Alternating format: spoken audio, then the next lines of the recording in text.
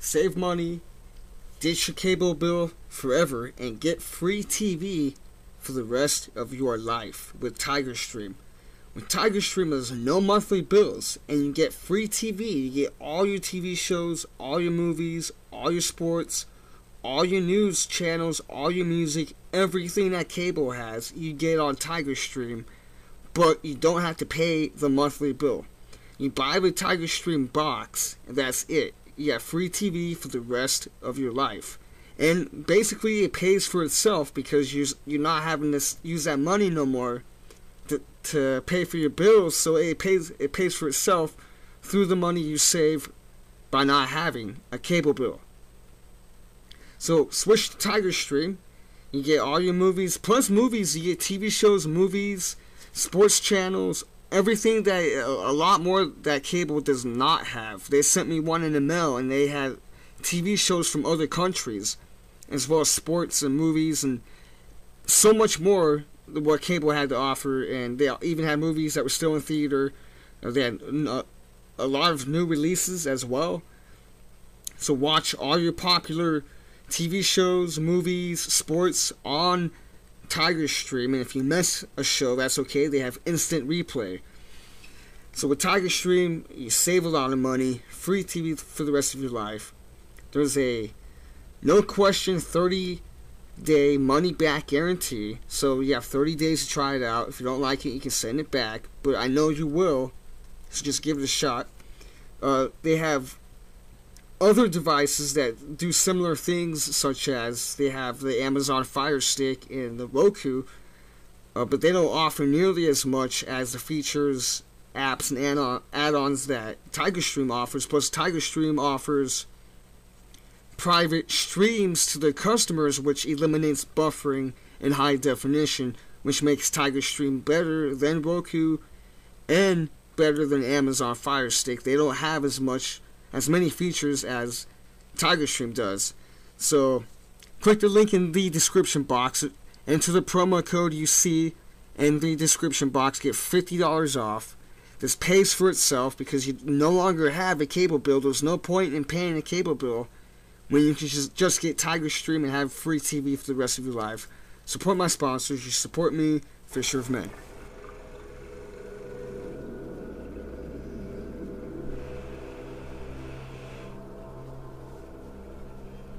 Santa Barbara, California, 1980. Recreational scuba diver Rick McKeever goes missing near the sunken wreck of the Liberty ship Allen. A day later, his mangled gear is dredged up by a search team. His apparently violent cause of death is a mystery. Was it sharks? A boat propeller? Hans Ulbrich, who was his dive buddy that day, insists it was something far more terrifying. What are we gonna do? Where is he? When an abandoned industrial building is cleared for demolition, a locked door is discovered in its basement. The door conceals an archive of strange and disturbing specimens, recordings, photos, and documentary films. Compelling evidence of monstrous creatures and preternatural events. The documentarian's whereabouts remain unknown. In his records, he identifies himself only as the Teller. His investigations reveal a frightening world of dark secrets.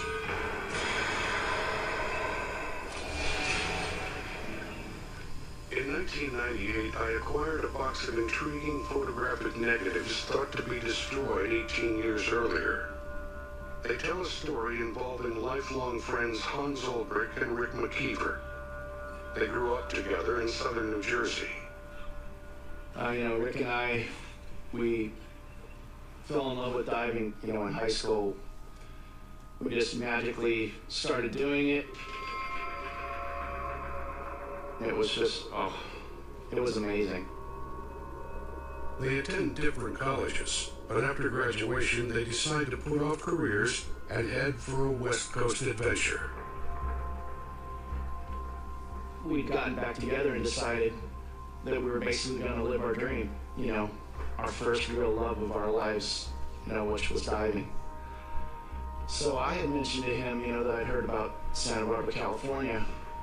And he said, yeah, I heard about Santa Barbara, California as well. So we mutually decided, let's go be Mavericks, let's go do this.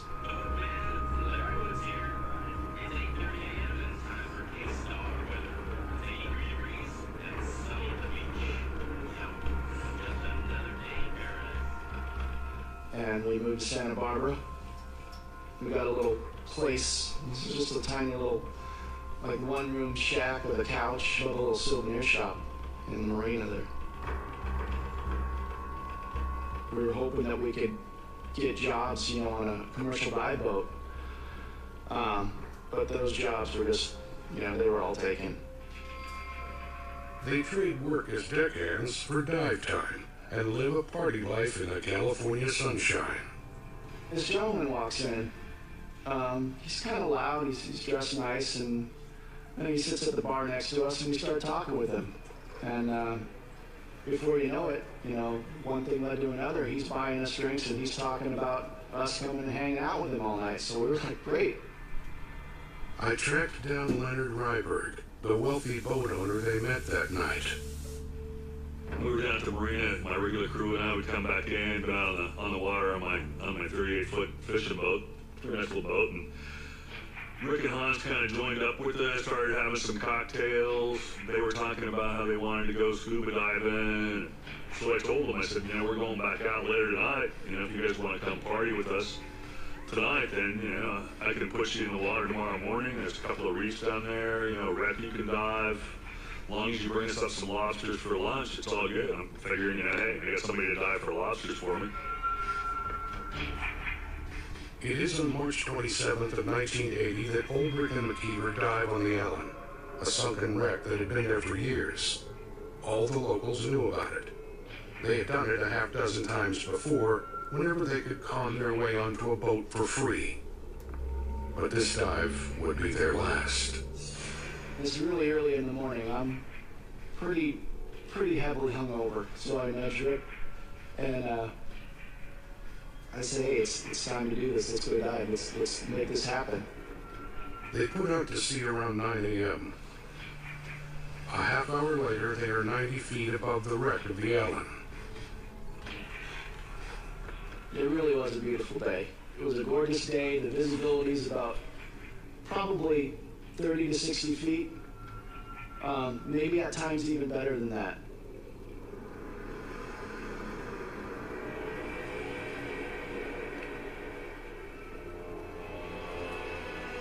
So we're halfway down, we're feeling good, feeling better as we're heading down. We get to the bottom and we start searching for lobsters. We're very close together because, being dive partners, that's how we were taught, and we were, basically within about 5 to 7 feet at all times. But we heard this strange, roar come out of nowhere.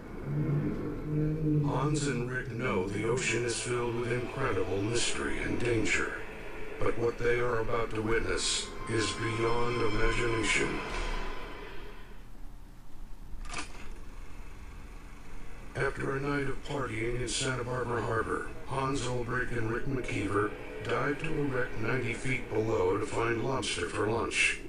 But they are not alone. I'm not sure where this roar came from, whether it was on the surface or was on the boat moving or shifting, or there's something on the ground or behind us.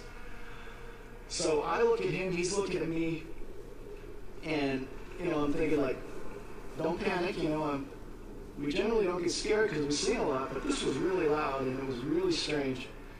So we look around, we can't see anything, and we continue on looking for lobsters for this guy. Within about, I would say, probably 30 seconds, we experienced a thermal climb. And if you're not familiar with that, that's when, the temperature of the water changes. But this was extreme. And Simultaneously to this happening, the water visibility started to go down a bit. Suddenly, the two divers sense something behind them. McKeever turns and looks, and shows immediate signs of physical panic. Before Ulbrich can wheel around, something takes out McKeever.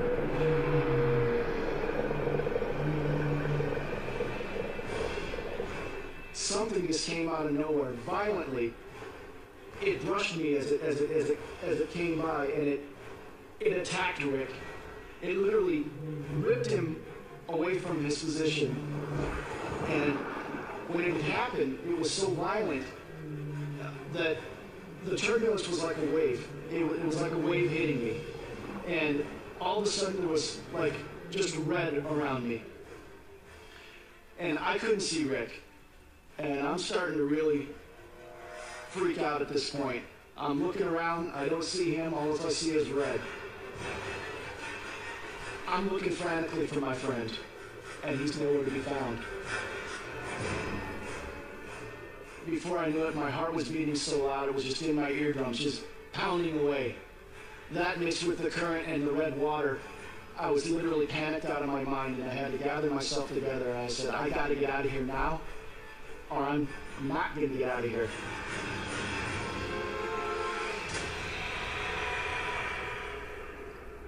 I was freaking petrified. I managed to make it about 3/4 of the way up. Some kind of courage in me told me, look for Rick. Just take one last look. And he was nowhere to be found. There was nothing there.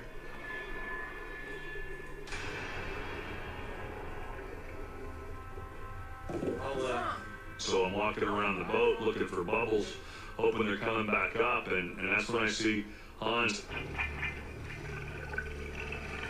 Ryder! What the hell's going on? We gotta go! What happened? They helped pull me up on the boat, and I'm kicking and screaming the whole time. And they're looking at me like, calm down, calm down. And he says, we gotta get out of here, otherwise we're all gonna die. We didn't want to leave because we wanted to find. Hans had come up too quick, so he was gonna start getting sick from the bends, and I knew we had to get him back in. So I called the Coast Guard and told them that we had a diver down and where he was. The radio chatter is intercepted by a young news photographer named Lee Van Asten. I convinced him to discuss this disturbing incident. At that time, I was working as a freelance photographer for a local news station. I was listening to the radio scanner when I heard about an ongoing Coast Guard search for a shark attack victim. And I could hear there were several vessels out there looking for a victim. And then a call came across. Coast Guard PB-219, I think we've got all we're going to find. We're going to go ahead and bring it in. We're still moving on the theory. It doesn't look good. Looks probably like a boat propeller got him. Maybe a shark. No remains. No body. Van Asten ascertains the vessel number and the location where it will be docking. Eager for a scoop, he rushes to the pier. He meets the boat crew as they are unloading and laying out the evidence for the coroner and police. The crew is clearly inexperienced with the press. Van Asten presents his credentials and is able to take unobstructed photos. There is nothing left of McKeever but trace evidence. His wetsuit is shredded, his regulator hose torn, and his tank severely scraped. It had all been found on the ocean floor about 100 yards from the hull of the Allen. Also discovered is a massive talon with a hunk of fleshy cuticle still attached. The claw measures 9 inches along the curve. The search and rescue team seems as in awe of it as the young photographer does. I asked if it was a deformed shark tooth, and they didn't know.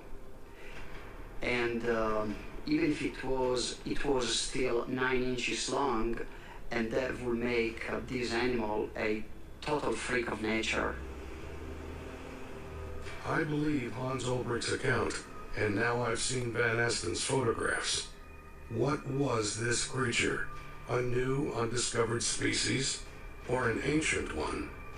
I'm not sure.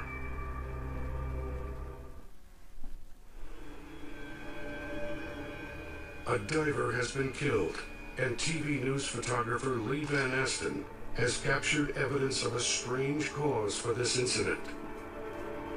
I immediately realized I had some once-in-a-lifetime pictures.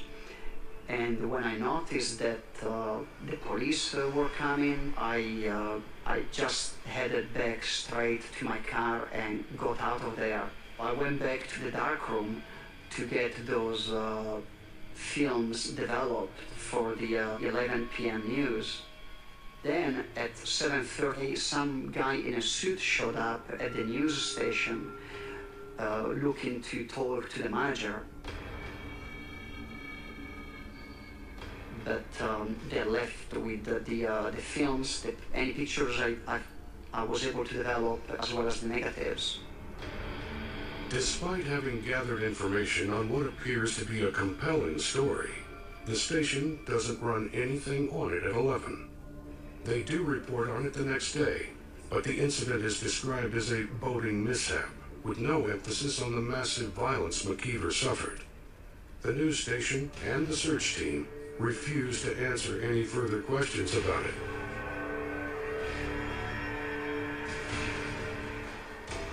As the weeks go by, a traumatized Hans Ulbricht falls into a deep depression. It was really starting to get to me. I mean, I couldn't even make my best friend's funeral. I couldn't sleep, I couldn't eat. I had no desire to dive. I mean, I had lost what felt like my lust for life, along with my best friend, and just a horrifying memory of that day. The way the newspapers reported the story was just a complete sham. I mean, they got it so wrong. I mean, they called it a boating accident. I mean, this was not a boating accident. This was something much more. I started to feel obligated to get the truth to the surface. Ulbricht seeks out a reporter from the Santa Barbara Herald-Leader, a small local paper. It's a fairly reputable publication, and known to be a little more aggressive about the stories it would get behind. You know, I almost felt like I was being mocked, honestly, when the guy had first come up, because he was young. I noticed something different about this reporter. He actually looked like he was listening to me. And he was writing stuff down. He wasn't dismissing me. This guy was believing me. For the first time since the incident, or whatever you would call it, I had somebody to believe my story.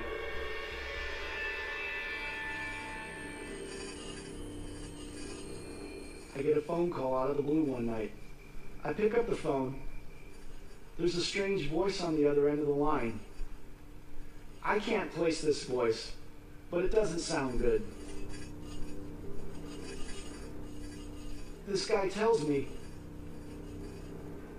listen, you need to shut your mouth. And I'm frozen. Normally I would tell somebody like this to go to hell. And he starts mentioning my family's names, their full names, and their addresses. Nobody knows about my family. Nobody knows anything about, where we're from. So I'm quite taken aback, and I'm scared at this point. He tells me I need to shut my mouth, get all of my together, and get the hell out of town. Now. At that point, I decide this is real, and something really big is happening here that's bigger than you. Next morning I get up, I pack up everything I have, I put it in my car, and I roll out of Santa Barbara, content to leave the whole damn thing behind me. I, at this point, for the first time, am comfortable to speak about it again. Ulbricht's leaving town may have been motivated by more than fear. Neighbors say he departed in a new car, which he never could have afforded given the financial hardships he describes. California motor vehicle records show that he indeed owned it. Where did that money come from? The oceanside town of Santa Barbara, California, has been shaken by the disturbing death of young diver Rick McKeever. Just when it appears that the whole matter is going to blow over, a man's disappearance and presumed death, evidence of a cryptozoological creature, and what is clearly a cover-up. A shuttle boat sinks while departing the deep drilling rig Blue Thalassa 6 miles off the Santa Barbara coast. The sinking is preceded by a short, harrowing distress call. Mayday, mayday, mayday. This is Huguenot. We've just been rammed. Christ, requesting assistance. There are no survivors. The Huguenot is a 40-foot vessel used to transport administrative personnel, documents, and small cargo to and from the platform. Robert Corso knows the boat well.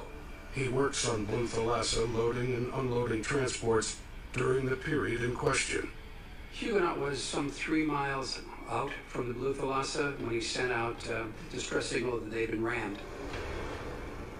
Oddly, the area is immediately declared restricted, and civilian craft coming to help are waved off by the growing fleet of Navy and Coast Guard vessels. The ship had been broken into a lot of pieces, which sort of confirmed the report that she'd been rammed. Although that's very, very deep water there. I can't imagine what they would have run into.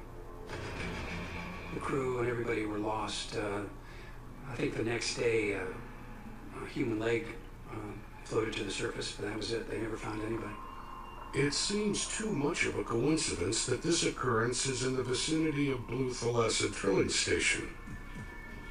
The state-of-the-art oil here earlier, and has technology to drill in waters 2 miles deep, the deepest in the world at this time. And the geologists on board found the drilling experience to be unusual. We were wildcatting off the Channel Islands, drilling in about 1,500 feet of water. And then it was about a few thousand feet of sediment at that. And what happened was we found this very rare pocket of Silurian limestone. And Silurian, that period of time is like 430 million years ago. And so it's really neat to find these because they do end up being really huge caves.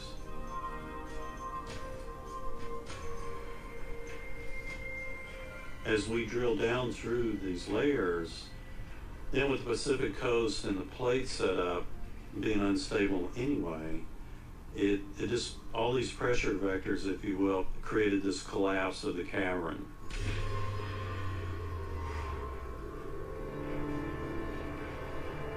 In the days following the rupture in this cavern, crew members report hearing strange sounds at night, almost like a wail, but more aggressive, something akin to a grinding foghorn. Not long after, Rick McKeever meets his untimely end. The Navy knows there is something in the water. They briefly track a large sonar signature, having motion consistent with that of a sea creature. It's 45 feet in length. The Navy quickly releases 15 trained attack dolphins into the area. Attack dolphins are mainly used to patrol, harbor areas looking for enemy divers. They're just like security guards, They just monitor the areas, looking for signs of trouble. They are armed with a snout-mounted hypodermic lance with a CO2 charge, which they're able to inject and just immediately blast right into a body. And when they do ram that into their victim, the embolizing effect, it's just gruesome and deadly. Ostensibly, the dolphins identify their enemy from the scent provided by the detached talon found near McKeever's gear. No one knows how it all transpired in the depths of the ocean, but it must have been one hell of a battle. Of the original 15, only 9 dolphins return, all of which have discharged their weapons. The dolphins give the signal to their handlers that they have found and killed the target.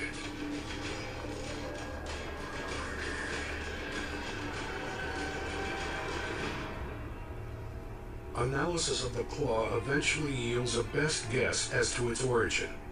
It is thought to come from a creature resembling a massive Montiel Tosuchus aruta composi, but with longer limbs and more agile claws. Its behavior also shows an uncanny intelligence.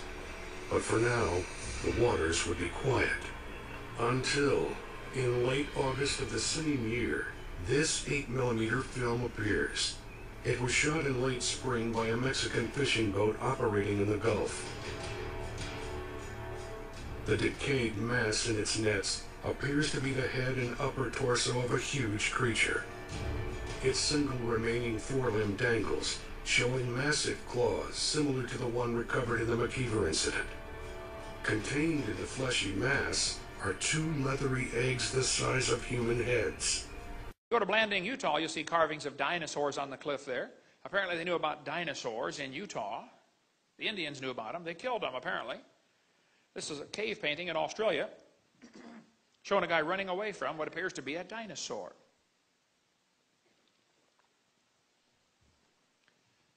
I can't pronounce the name of this place in Canada, Mishap something or other here, but it looks like these Indians have painted something on the cliff there that appears to be like a dinosaur with a dermal frill ridged on its back. This is a painting from Australia. These guys are all dancing around what quite obviously looks like a dinosaur. Apparently they're upset because it ate their friend. Okay, there's the friend inside. You know, give him back, please, right now. Anyway, this guy says nobody's ever seen a dinosaur. Well, why did they put them on their cave paintings? Why did they put them on ancient pottery? Why do we see so many legends of dragons if nobody's ever seen one? Down in Peru, they've got the driest desert in the world. It's only rained twice in 400 years, is my understanding. When the Spanish came across there in 1500s, they found white lines on the desert. They were obviously man-made. Somebody piled up the rocks. There's a pile of white rocks that goes sometimes for miles, straight as an arrow. These today are called the Nazca lines. How many of you have ever heard of the Nazca images? They got all these images down there down in Peru. You can study that if you'd like. But strange, these images are interesting. But one of them shows a spider which has no eyes and one leg is longer than the rest. And for centuries, everybody thought, well, these were poor, ignorant, stupid people. You know, they forgot to put the eyes on, and they made the one leg longer on accident. Recently, there was a spider discovered in the Amazon jungle 1,000 miles away. It only lives in caves. It is extremely rare. It's supposed to be one of the rarest spiders on Earth. It's an 1/8 of an inch long, little tiny spider, lives 1,000 miles away in the dark, in the caves. The spider has no eyes, and during mating season, that one particular leg grows longer, and it exchanges DNA off the tip of that leg for 15 seconds. How did they know that in Peru, 1,000 miles away? Maybe they weren't so stupid after all. Anyway, in 1535, the Spanish conquistadors came through that area, and they found stones with strange animals on them. They sent some back to the King of Spain and said, what on earth are these animals carved on these rocks? The king said, I have no clue. Today they're called the Ica burial stones from Ica, Peru. Dennis Swift is probably the world's expert on those. He's one of my good friends from Portland, Oregon. He did a great session at our boot camp in 2005, our creation boot camp we have in Pensacola, Florida. And we've got his DVDs of him speaking on the Ica stones. Oh, it's incredible. You can still get those on our website. But these stones show dinosaurs on them. The Nazca burial stones from about the time of Christ, plus or minus a few hundred years. Some of them show brain surgery. They find brain surgery instruments, hardened copper, tempered copper instruments for cutting into people's heads, apparently. Some of them show heart surgery, limb reattachment, steam engine. One of them showed what looks like a steam engine. Strange things are found on these Ica stones in Peru, but quite a few of them, over 500 I believe, show dinosaurs. Why would they have dinosaurs and humans on the same stones? Well, because people lived with dinosaurs. Anyway, there's plenty on that. Here's one from our museum. Shows a dinosaur holding a guy by the head. This one we've got shows what appears to be a guy cutting the head off the dragon because the dragon killed his friend. You can see the friend's body is inside, but his head's missing. So his buddy's just doing what the Bible says. You know, vengeance is fine, saith the Lord. Or something like that. But this guy's jabbing one through the throat with a spear. This one's hard to see, but he's shoving the spear down the dragon's throat. This one, the dragon's got the guy by the arm, and apparently his spirit is leaving. He's flying off into heaven, or wherever they go when they die in their culture, you know. This guy's got the knife stuck in the dragon's head, and the dragon's biting the guy. We've got 8 of these stones in Pensacola, Florida. It's the largest collection in America, I believe, at $1,500 each. You know, not too many people have these things, but some of them show circles on the side. Now, that's kind of interesting. Why would they put circles on the side of the dinosaurs? Well, nobody ever found dinosaur skin until about 20 years ago when fossilized dinosaur skin was found. It's very interesting. The dinosaur skin has circle patterns on it. They had to see a live one to know to put that on the stones because you couldn't tell that from the bones. We got some dinosaur skin in our museum in Pensacola. Recently, they just found unfossilized soft dinosaur tissue. Soft dinosaur tissue? So now the brilliant scientists are trying to figure out how could tissue stay soft for 70 million years? The thought will never cross their brain to question that maybe it's not 70 million years old. I mean, that thought will never enter their head, okay? This guy's cutting the head off a dragon. There's a guy riding one. We got a ton of information on dinosaurs living with man. Sometimes they're in friendly gestures, like this one's petting him. He's got his head laying on his shoulder, okay? Pottery was found with dinosaurs on it. A mummy was found in a tomb wrapped in a blanket, and all around the blanket were dinosaurs. Why would they put dinosaurs on their blankets? Why would they put them on their pottery? Why would they carve them on cliff walls? Why would they put them on their waistbands? In Acámbaro, Mexico, 56,000 ceramic figurines of dinosaurs were found. They knew about them in central Mexico. They have always lived with man. They did not live millions of years ago. But everybody today is saying dinosaurs lived millions of years ago. Nobody's ever seen one. Yeah, I think they have, okay. An Italian peasant killed a dragon that was bothering his cows. They had it stuffed and mounted for a museum display in 1572. By the way, you know why so many Italians are named Tony? Years ago, they were shipping them to America, and they stamped on their forehead, to New York. Just a little bit of trivia there. But the Sutton artifact appears to show what it looks like a pterodactyl with its wings folded up. This lady sent me this picture of the dragon found in Utah. Said, Brother Hogan, looks like a dinosaur to me, carved on the cliff up here. Roman artifacts were found in Tucson, Arizona. By the way, the Romans came across the ocean way before Columbus did. Columbus was not the first white man across the ocean. There was trade back and forth for centuries until the Catholic Church kind of had the Dark Ages come in and shut down knowledge and information. But Brendan the Navigator came across in 500 A.D. Roman coins, or Hebrew coins, were found in Ohio in a burial mound. There was trade back and forth at the time of Christ across the ocean. But in a Las Lunas Decalogue stone here found in New Mexico, there's an 80-ton stone showing the 10 Commandments in Byzantine, which was only used about 500 AD, is my understanding. Somebody came across, tried to evangelize America, made it as far as New Mexico, 1,500 years ago. But one of these Roman swords shows what quite obviously appears to be a dinosaur on it. How on earth could they get dinosaurs on their swords at the time of the Roman Empire? During the age of sailing ships, there are thousands of legends of people sighting sea monsters. Well, if you're in a sailboat, it's kind of quiet going through the water, okay? Today with a diesel engine, they can hear you coming 50 miles away underwater. Of course, you're not going to see one, all right? But there are legends all over of dragons living with man. I think we've really been lied to. We could spend a long time on dragon legends. I read prolifically on that topic about dragon sightings down through history. Just get our video number 3 if you want more on dragon legends. Did you know there are actually stories of giant octopus living in the ocean? I mean, like really, really, really big octopus. One octopus washed up on the beach in Florida. It was 200 feet across and weighed 5 tons. That's a big octopus. A whale was killed near Seattle. Inside the whale's stomach was one arm to an octopus that was 150 feet long. Whales love to eat octopus. And if a whale eats too much octopus, he'll get sick and puke it back up. And if you ever see a piece of puked up octopus floating around in the ocean, be sure to grab it. It's worth a fortune. Does anybody know what they make out of puked up octopus? Perfume. That is correct. That explains a few things, doesn't it, fellas? Hey, dear, you smell like a puked up octopus. Yeah, and you can sleep on the couch for a month, too. Yeah. There are giant squids found out there in the ocean. I mean, really big squids. We could spend a long time about that one. A giant squid washed up on the beach in New Zealand.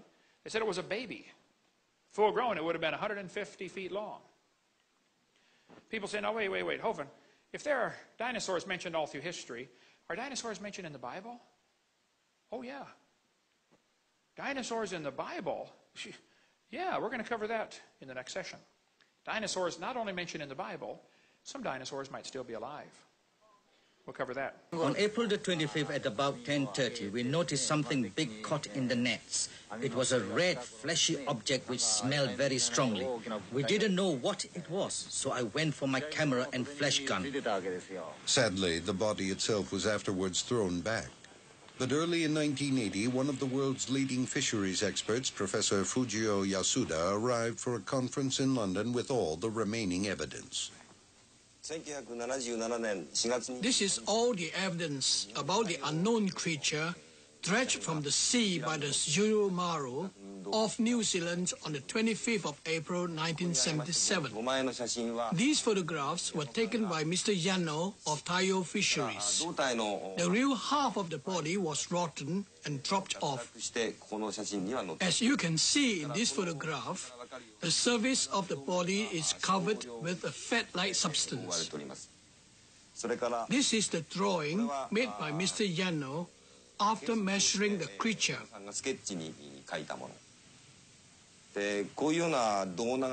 I can't think of any known fish which has this shape. I can't tell what this creature is, but I assure you that it is completely unknown to us. But Seymour Gimlin and founder and director of the Creation Evidence Museum in Glen Rose, Texas. The title to today's program is, Did You See That? Exclamation point. We're going to talk about that which would shock our modern generation, but that which is not only biblical, but scientifically credible, and we're going to prove it on the program today. Man and dinosaur living contemporaneously. Men saw living dinosaurs. Dinosaurs saw living men.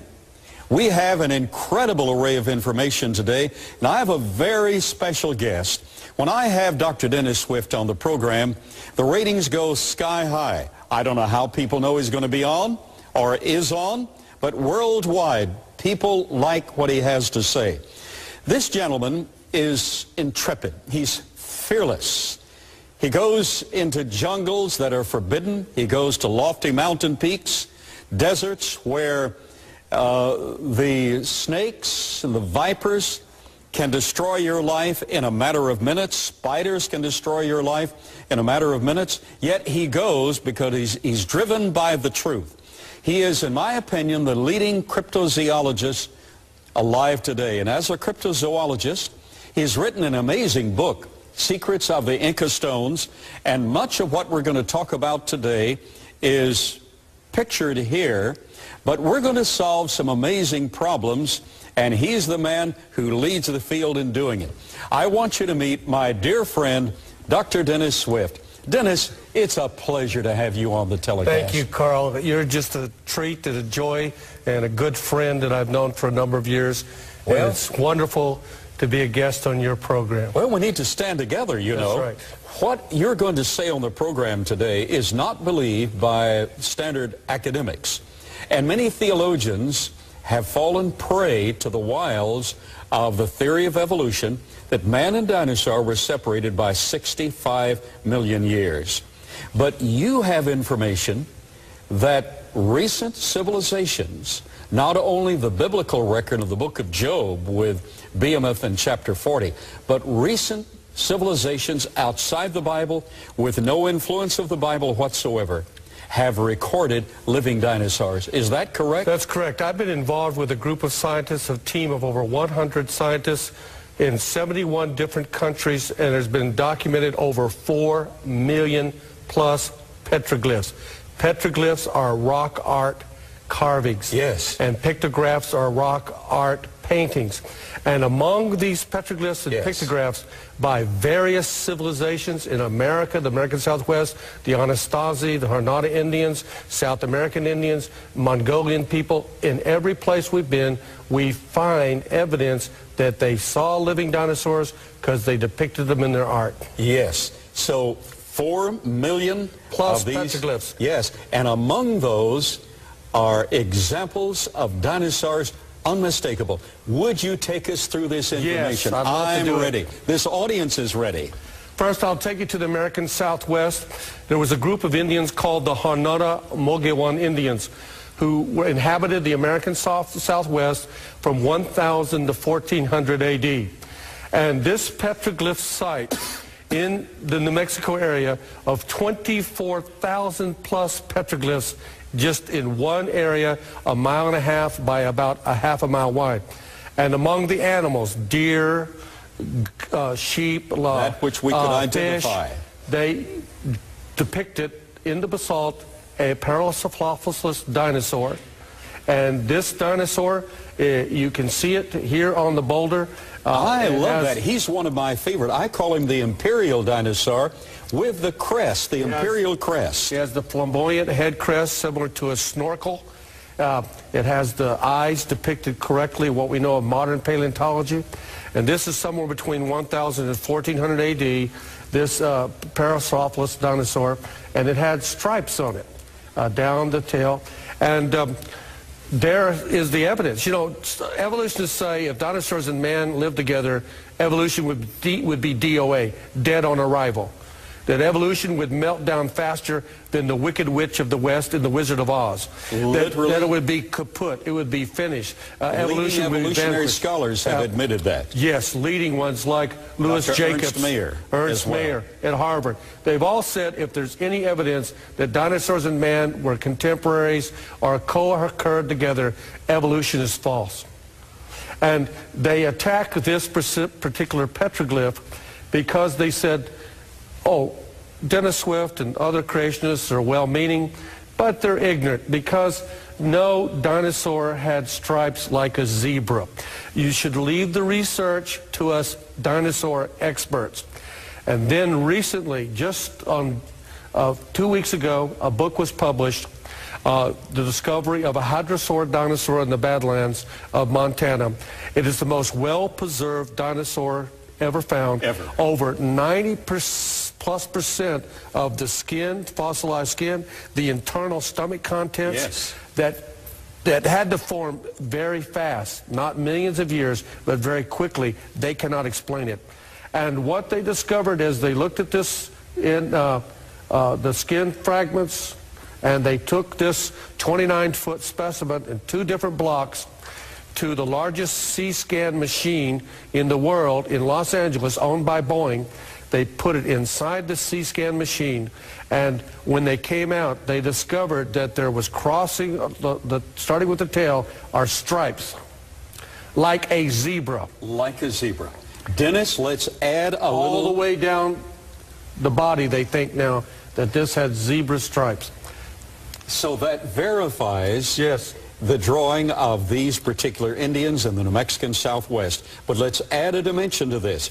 I understand from reading some of the technical background of this incredible discovery by a young man who was a teenager and is now working on his advanced degrees at Yale, I believe. The stripes are indicative of an additional dimension.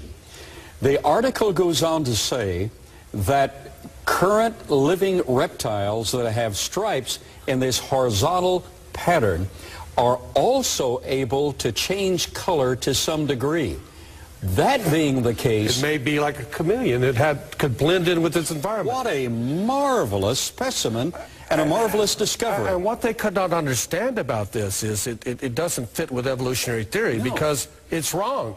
The fact is that the stomach contents were liquefied and then fossilized very rapidly, and they found it 44 different plants that had been eating, but the skin on the outside was not attacked by bacteria. They can't explain why the stomach contents was attacked by bacteria, not the outside, and it was remarkably preserved. Not millions of years, but very quickly. Very, very quickly.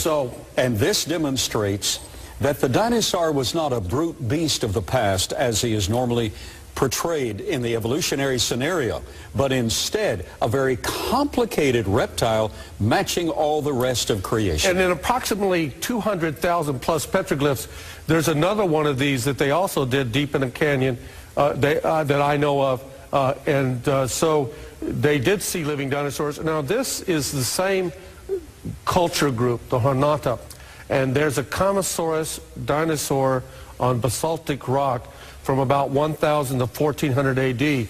You can tell, slightly faded, but you can see the tail, the body, the head, and the reptilian form. Yes. Now, there's a very famous gentleman that I will not name his name publicly until the articles are published.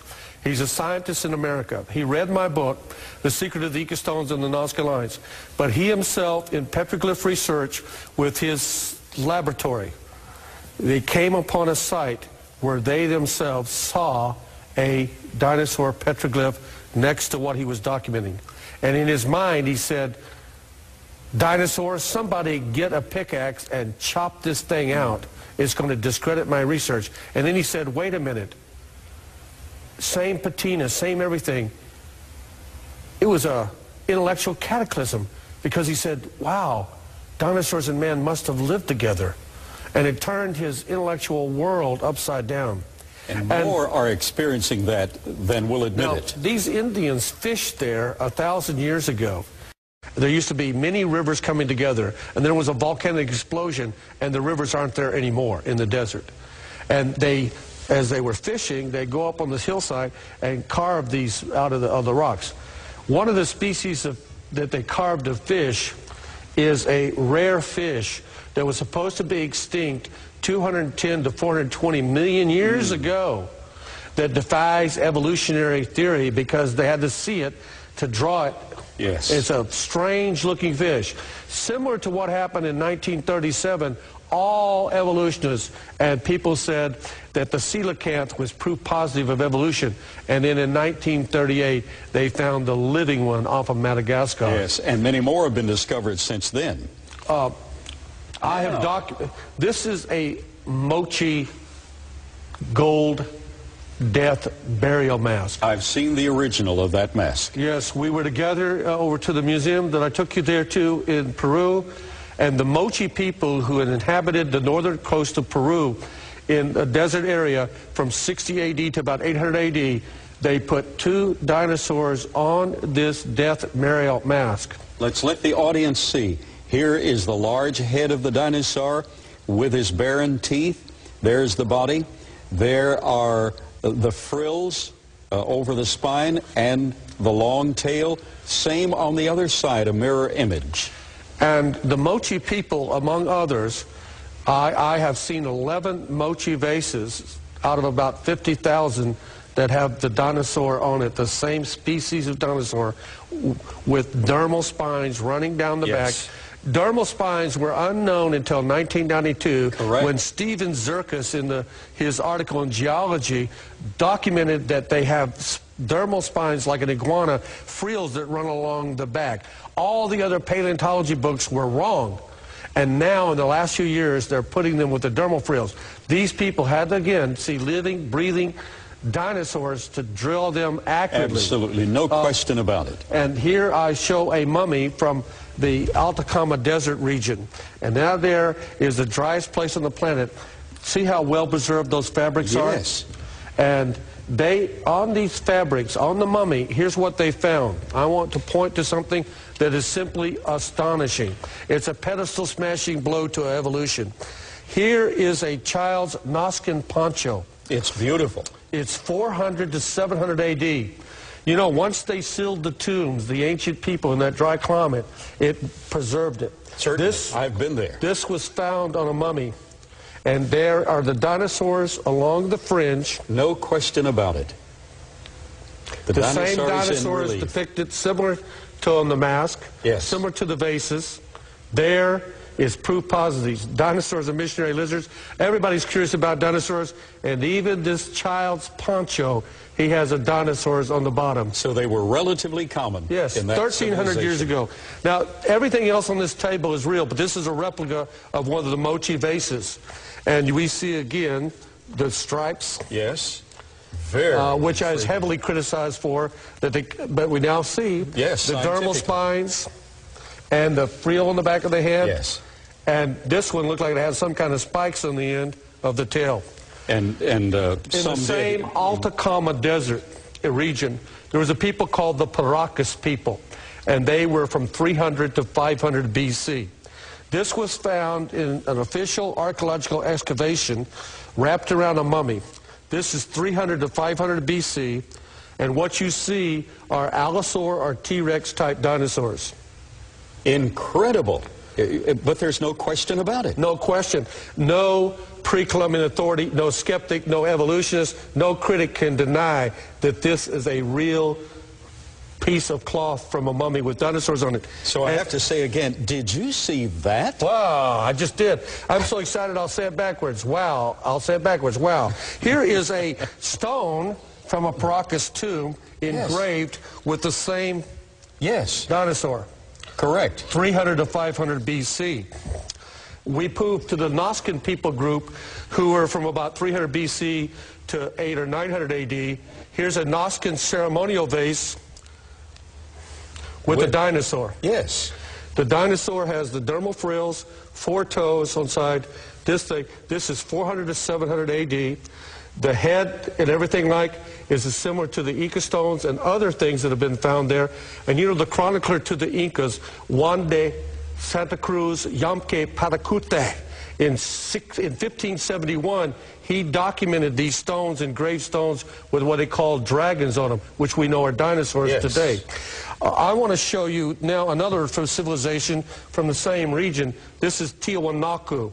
This is about 500 AD, near Lake Titicaca. That's marvelous. Here is a vase that any pre-Columbian authority is going to say, yes, that is Tiwanaku, 500 AD. See the dinosaur? No question about it. Now, 400 and something miles away is a mummy from, this was wrapped around a mummy. It's a swatch mantelpiece. Hold this at the end. This is actually 400 to 700 AD. You will see dinosaurs. Absolutely stupid. And this piece is 1,300 to 1,700 years old, and it's the same similar dinosaur depicted. Motif. They had to see it. Dinosaur it's not some mythological monster. And then we have another rare piece right here, a Nazcan with the same dinosaur. Absolutely. This is approximately 200 AD. So they had to see these creatures continuously in order to so faithfully represent them. Yes. And what we see is the Nazca line. This is all the same region. Yes. We have stones, we have fabrics, we have vases with dinosaurs. These are the Nazcan geoglyphs, the Nazca lines, Nazca pulpa, that you can only see from the air. And these animals were done about 300 to 200 BC. And among them are the gigantic geoglyphs carved by the ancient Nazcan people. There is a Pachycephalosaurus dinosaur about 60 meters long.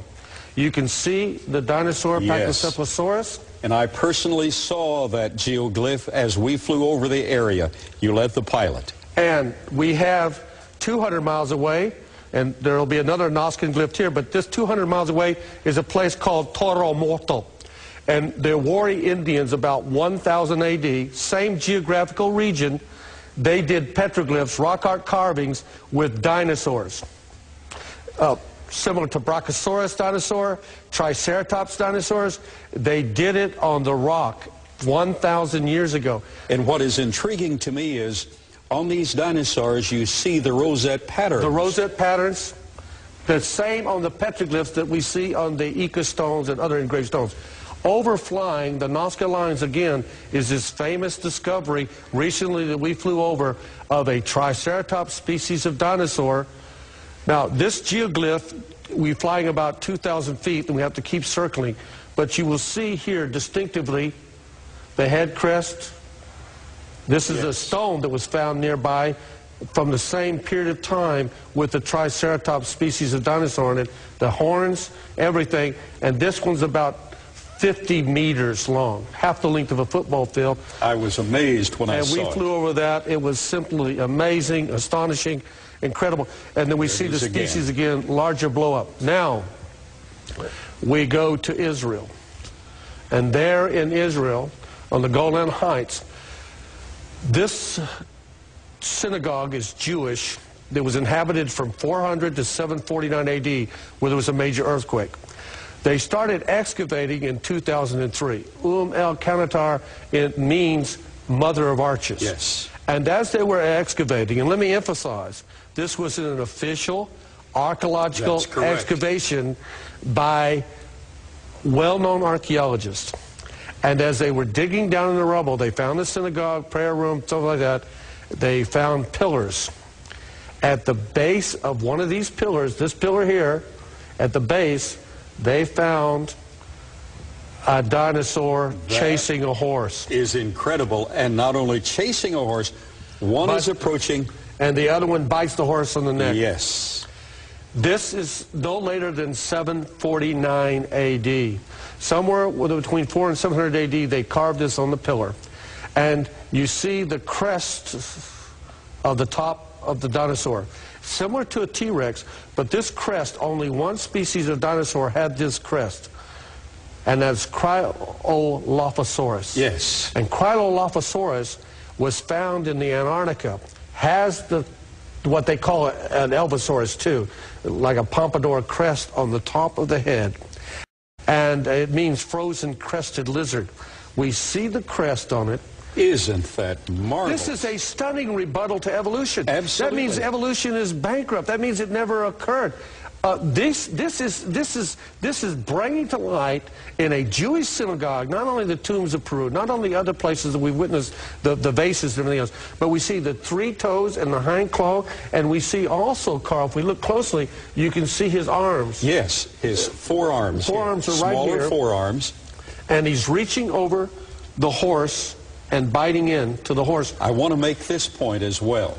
Not only is he biting the horse, but according to the theory of evolution, this T-Rex died out 64 million years ago. He was a Give a day or two, yeah. Yes, he was a brute beast. However, what we find here is a reflectivity in all modern animals of prey, and that is to go for the jugular vein area of the neck in one form or another, the top or the bottom. Yes. And here he's not going for the rump, as you would expect, right. You know, if he were a brute beast, but instead, jugular vein concept from the top, and of course the horse is being overcome, as we would expect. And the people who discovered Cryolophosaurus, here's the reconstruction of the skeleton with the head crest, and they did a size comparison with an elephant. So when you look at a horse or anything, it's very comparable.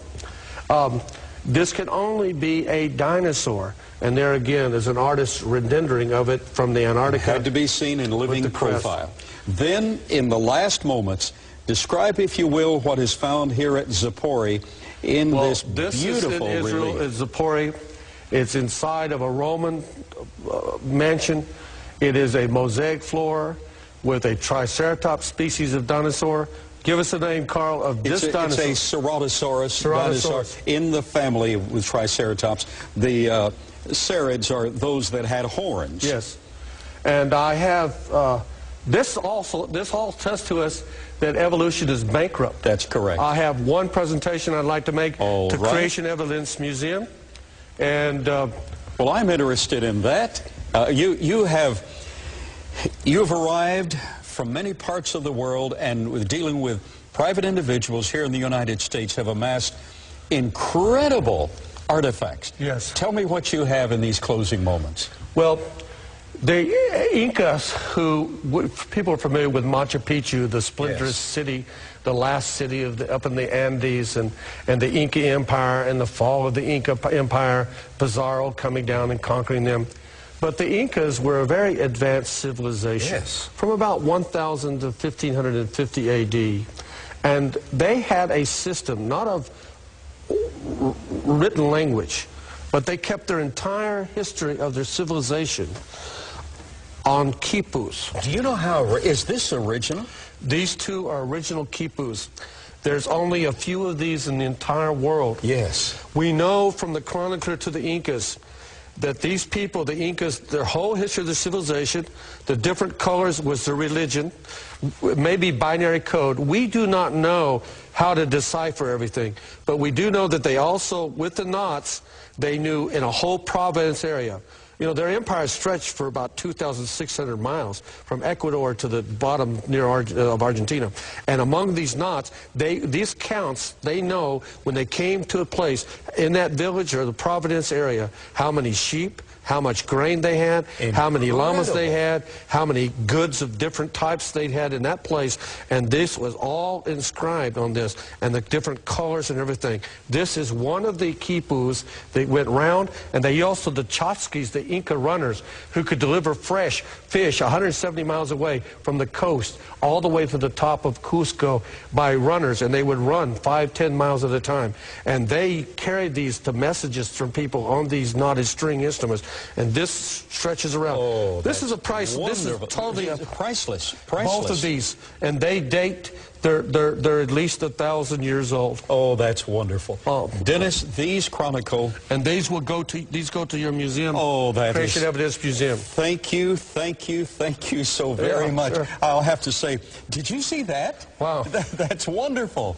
Here we have an expert cryptozoologist describing for us what has occurred in the past and evidenced in the present that man and dinosaur lived contemporaneously. Now, here we have a present to the Creation Evidence Museum from private collections through Dr. Swift, and this present will be placed in our permanent facility with honor and appreciation. This chronicles a people. Now we come to you. There is a record that God placed of great interest in your life, and every person that ever lived is in the scope of God's compassion.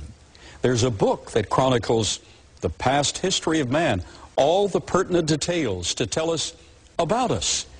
It's been said that the Bible could not have been written by man simply without the inspiration of God, because man would not have told all of his foibles and his sins and the destructive nature. But the Bible describes that in the Chronicles that God wants us to know about. And in those Chronicles from the Word of God, we have the chronicle of God visiting planet Earth. After creating the entire universe, planet Earth, man, woman, then we have the chronicle detailing our sinful nature and our fall into sin.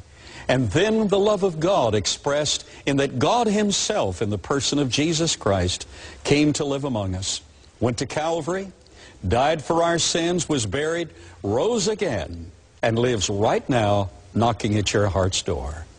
Would you let Him in? You've seen evidence that parallels the biblical record. Now you see evidence that God loves you. Would you pray this simple prayer? Just pray it with me from your heart right now. Would you pray, Dear God, I'm a sinner. Thank you for sending Jesus to die for me. Lord Jesus, I want you to cover me with your blood. Right now, forgive my sins. Step into my heart and live, and I'll serve you with all my heart. If you prayed that prayer, God said that He forgave you, that you're a part of the family of God, and I want to say, welcome home.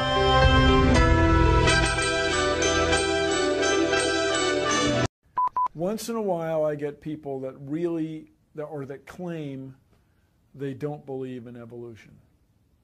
And my response generally is, so why not? Really, why not? You guys believe 20 billion years ago there was a big bang where nothing exploded and produced everything. 4.6 billion years ago the earth cooled down, made a hard rocky crust. It rained on the rocks for millions of years, turned them into soup, and the soup came alive 3 billion years ago. Found somebody to marry, and something to eat, of course, and slowly evolved into everything we see today. There are some lies in our science books. Taught it for 15 years. Even though I'm not teaching it anymore, I still like to study. It's so many neat things to learn. We're going to cover some of that tonight. I'm not against science, I'm not against schools, I'm not against teachers, because most of them don't know what they believe. You have to tell them. They teach the kids it all started with a big bang 20 billion years ago. What exploded? This is what the textbooks teach. Before the Big Bang, there was nothing, literally nothing, an infinitesimal nugget of space. And then something happened, triggering the most colossal explosion in history. Yes, boys and girls, you see, nothing exploded, and here we are. So I asked this professor if I could ask him some questions about the Big Bang. I said, where did all this matter come from? He said, well, we don't know that for sure. I said, well, sir, would you please tell me where the laws came from? The universe is run by laws, gravity, centrifugal force, inertia. Who gave the laws? He said, we don't know that either. I said, sir, could you tell me where the energy came from? You know, it takes energy to make a big bang. Who bought the gas to run this machine anyway? He said, we don't know that either. I said, sir, could I ask you another question? He said, sure. What else would you like to know? Else? What do you mean else? You haven't told me nothing yet. I said, does Berkeley have a merry-go-round? You see, if a spinning object breaks apart in a frictionless environment, the fragments will all spin the same direction. The professor said, yes, I understand about the conservation of angular momentum. I said, well, good. I'd like to ask you a question then, sir. If the whole universe began as a swirling dot, like you said, why do two planets spin backwards? He said, that's interesting. I said, no, that's more than interesting. It's kind of hard on your Big Bang Theory. Not only that, 6 of the moons are spinning backwards. Why? He said, I don't know. Why do you think they're going backwards? I was hoping he was going to ask that. I said, okay, now, sir, hold it. If I told you that I believe God created the heaven and the earth, like the Bible teaches, you're going to say, and where did God come from? And I don't know. But you said, well, we don't know that for sure. We don't know that either. Don't tell me my theory is religious and yours is science. Oh, no, sir, they're both religious. Evolution is a religion. You have to believe. So I asked the professor, where did the matter come from? He said, I don't know. So basically, I believe in the beginning God, and you believe in the beginning dirt. One professor was getting kind of upset about this time. He said, Mr. Hovind, there are hundreds of varieties of dogs in the world. He said, do you mean to tell me that you believe all these dogs came from 2 dogs off a Noah's Ark? You expect me to believe that? I said, sir, would you look at what you're teaching your students? You're teaching your students that all the dogs in the world came from a rock. Charles Darwin was disciplined. I mean, he did these extraordinary experiments, this series of experiments. Then they're going to tell the kids, well, we have evidence for this theory. Charlie Darwin stopped off at these islands right there called the Galapagos Islands. Charlie studied the birds very carefully and said, you know what? I think all these birds had a common ancestor. I bet you're right, Charlie. It was a bird. You see 14 kinds of birds, and you conclude that birds and bananas are related. Here are these ancient dinosaur bones or fossils. They tell the kids they have evidence of evolution from fossils. I don't think so. If you find a fossil in the dirt, all you know is it died. You don't know that it had any kids. And you sure don't know that it had different kids. You bring in a bone to the judge. Judge, I found this bone in the dirt. This is the ancestor of all the humans today. They would laugh at you. You don't know that that's the ancestor of anybody. And why on earth would you think a bone in the dirt can do something animals today cannot do? They'll say, boys and girls, you have 2 bones in your wrist, radius and ulna. And boys and girls, look at the whale's flipper carefully. Did you know the whale has 2 bones in his flipper? And they're called the radius and the ulna? Same as ours. Wow. Who named them, teacher? The whale? Think about it. I'm here to tell my people it's time to stop believing bull just because tell you bull with a straight look on their face. Evolution say people came from monkeys, and the question is, why is there still monkeys? Is these the retarded monkeys? They didn't turn into people just yet. Even Stephen Gould admitted the absence of fossil evidence for intermediary stages is a persistent and nagging problem for evolution. See, what's happened, these guys have looked for missing links in the fossil record. They can't find any, and so they say, well, maybe evolution happened so fast it wasn't preserved. Maybe a reptile laid an egg and a bird hatched out. Well, who did that bird marry? This process that brought us to be is billions of years old. It happens very fast, billions of years fast. Here is radioactivity. We're going to tell the kids in the late 1940s they invented carbon dating. We're going to explain a little bit about radiometric dating and how it's supposed to work, and then show you that it does not work, okay? It sounds good, but there are some assumptions that mess everything up. If we had walked into a room and found a candle burning on the table, and I asked you the question, when was it lit? You say, I don't know, Mr. Hovind, it's burning when I got here. Okay, well then let's do some empirical science. Let's measure the height of the candle. Suppose the candle is 7 inches tall. Who can tell me when it was lit? Okay, nobody. Let's do some more empirical science. Let's measure the rate of burn. Suppose we determine it's burning 1 inch an hour. When was it lit? You're going to have a hard time telling me unless you're willing to make some assumptions. You find a fossil in the dirt, you can measure how much C14 is in it. Very accurately, by the way. And you can measure how fast it's decaying. That's just like measuring the height of your candle and how fast it's burning. Now, when did that animal die? You don't have a clue. Here's what you ought to consider about carbon dating. Samples of known age, it doesn't work.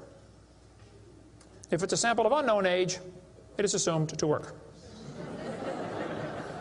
It's just really a hard thing. It's really a hard thing. Your world just becomes fantastically complicated when you don't believe in evolution. Freshly killed seal, carbon dated 1,300 years old. Shells from living snails, carbon dated 27,000 years old. Living penguins, carbon dated 8,000 years old. One part of Dima was 40,000 years old, another part was 26,000, and the wood next to it is 9,000. Then they tell the kids about the geologic column.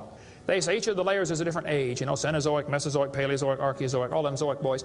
Now, if you get a petrified tree standing up, running through different rock layers, I don't think it's smart to say those layers are vastly different ages.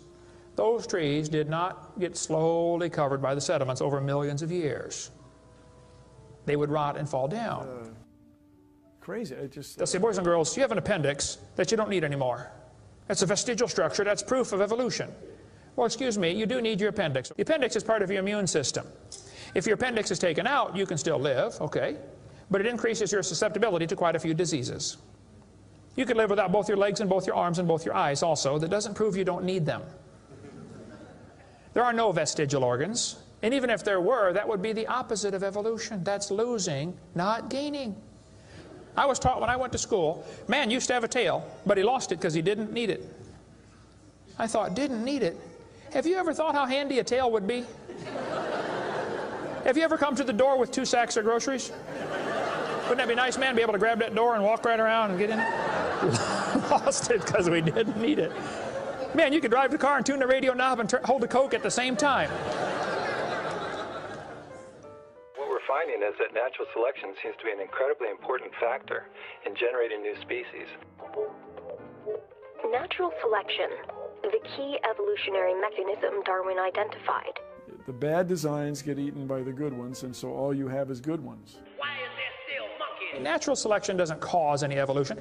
It makes sure the bad ones don't survive, but it's not going to change it to something else. That's what evolution is.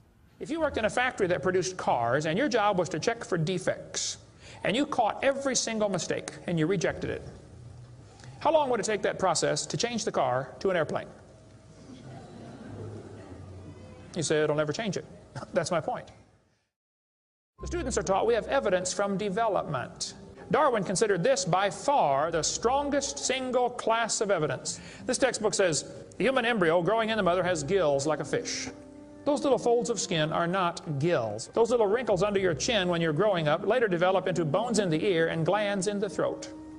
They never have anything to do with breathing.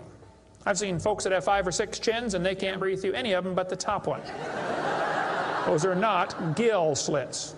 Ernst Haeckel, though, said the turning point in his thinking was when he read Darwin's book. He made huge charts of his posters of his drawings of these embryos and traveled all over Germany and just about by himself converted the Germans to believing in evolution. Haeckel took a drawing of a dog and a human embryo and he changed them to make them look exactly alike. On top are Haeckel's fake drawings. Underneath are actual photographs of what he claimed he was drawing a picture of. Now either he's a lousy artist or he's a liar. Well, it turns out he's a liar. He was convicted of fraud by his own university, proven to be a fraud. But guess what? Haeckel's fake drawings are still used in textbooks in your state right now. It's only been proven wrong 125 years ago. I know it takes a while to get textbooks up to date, but that ought to be plenty of time. Adolf Hitler said, "You let me control the textbooks, I'll control the state." Watch this sentence here carefully. Some kid's doing this for homework tonight. Boys and girls, do you think humans are still evolving? Now what kind of question is that? Doesn't that question assume that evolution has happened? What if a kid doesn't believe in evolution? How's he supposed to do his homework tonight? That question does not teach him how to think critically. That teaches him what to think, not how to think. And when the kid gets done with this course, he's going to think he knows how to think. But he doesn't. He knows how to be told what to think. Brainwashing at taxpayer expense. They want to use my tax dollars to teach that to your kids in our schools. If you want to deny evolution, that's fine. But don't make your kids do it, because we need them. And that's where the problem comes in. Okay? If you want to believe in the Big Bang, just enjoy yourself, but keep your religion at home. The Russian atheist astronomer came to America and spoke at one of the universities, and he started off his speech, he said, "Folks, either there is a God or there isn't. Both possibilities are frightening. If there is no God, we're in trouble. We're hurtling through space around the sun right now at 66,000 miles an hour, and nobody's in charge." That's a scary thought. But if God made the world, He owns it. That means He makes the rules. You see, if there is a God, we better find out who He is, and find out what He wants, and do what He says. Malcolm Muggeridge said, "I am convinced the theory of evolution, especially the extent to which it's been applied, will be one of the great jokes in the history books of the future." It's a joke. And it would be a joke if it weren't for the tragic results. How many kids are taught this thing every day and believe it, and it destroys their faith? Find you something to believe in. Whole thing, who do you even pray to? Nobody. Hey, if you died today, where would you go? You ought to think about it, because you will be dead for a long time. Doesn't matter how long you live, you're going to be dead longer than that.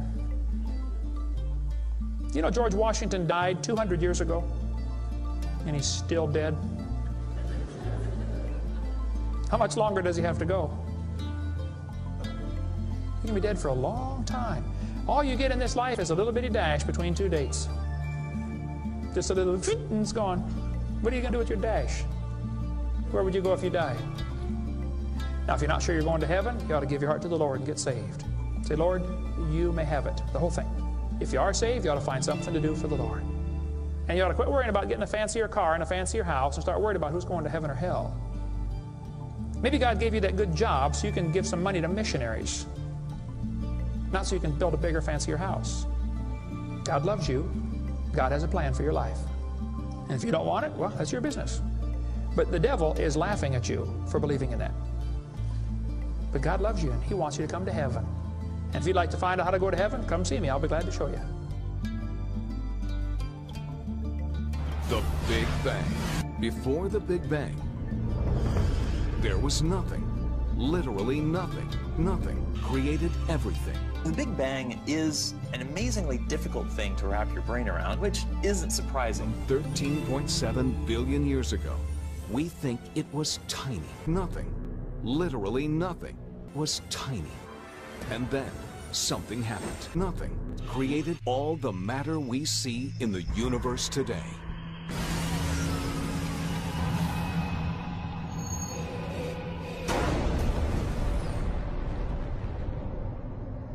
Nothing is more powerful than nothing. And that's what trips most of us up. It was the explosion of nothing. Find you something to believe in. World getting crazy. And you better believe something. Something. Something. The Bible mentions dragons quite a few times. 35 times, actually, dragons are mentioned in the Bible. That'd be a good quiz question. How many times are dragons mentioned in the Bible? You have to understand, the King James Version would not mention dinosaurs. Who can tell me why the King James Version would not mention dinosaurs? The name dinosaur hadn't been invented yet. King James Version translated in 1611, the word dinosaur made up in 1841. Obviously, they're not going to use a word that hasn't been invented yet. So they use the word dragons, which was used all through history. They're called dragons. And there are many books written about this, and literally thousands of legends of people talking about seeing dragons or killing dragons or somebody being killed by a dragon. The word dinosaur made up in 1841 by Richard Owen. Up until that time, they're known as dragons. Now, after the flood, you got 8 people. Everybody, you know, spreads out around the world in the next few hundred years. They have kids and grandkids and great-grandkids, and pretty soon you start to get a good-sized population. And they're spreading out, taking over new territory, you know, civilizing the world. However, whatever you think of that, that's what they did. As they spread out, the population begins to grow. Big, ferocious animals are going to be killed off. How many grizzly bears here in Escambia County, Pensacola, Florida, roam in the woods? None. Right. How many were there 500 years ago, you think? Probably lots of them.